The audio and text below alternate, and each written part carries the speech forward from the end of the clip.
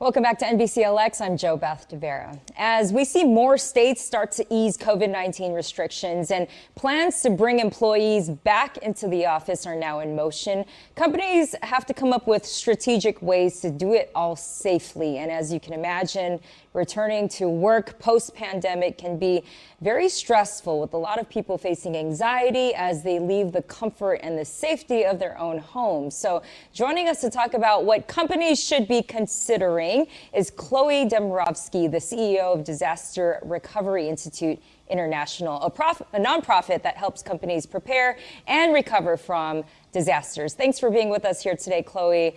What are the top risks businesses and companies must consider before having all their employees return to work?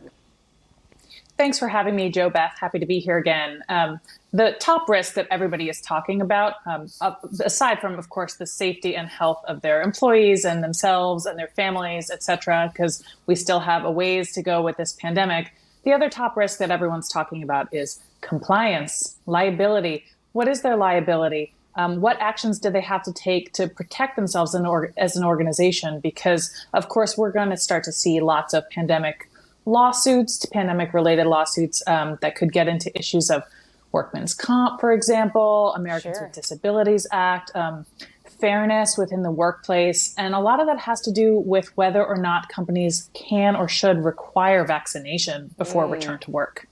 So what are those risks and those liabilities associated with the vaccine? Because I know that's a major thing that we're hearing from different companies and businesses. Should they or should they not require their workers to get that COVID-19 vaccine? There's a lot of unknown here. People don't really know what exactly it's going to look like. And that's creating an environment where a lot of businesses that have demonstrated that they're able to continue to function remotely, at least somewhat, are kind of dragging their heels about return to work.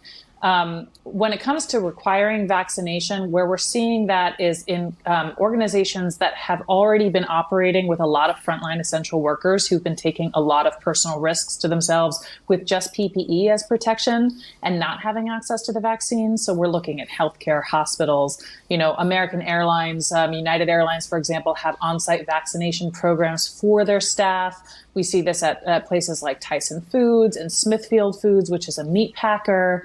And then we see some other essential businesses like AbbVie, for example. Fidelity is trying to secure access to the vaccines for their employees. So if they're going to have on-site programs, then they have to make sure that they are complying with local regulations, federal regulations about who is actually eligible, and making sure that they're not skirting those eligibility requirements, particularly for senior management. That's not a good look for these organizations. And then they have to handle any sort of sensitive healthcare related data and information about their employees with care and sensitivity. Yeah. So a lot of organizations are not really feeling up to that challenge. So actually, like Gartner did a survey and they saw that a majority of organizations are actually planning to strongly encourage vaccination and have campaigns about that rather than outright requiring it. We're seeing that from like Trader Joe's and Instacart. Right. And then Dollar General is actually providing compensation for individuals to go and get vaccinated outside of work hours to really encourage that.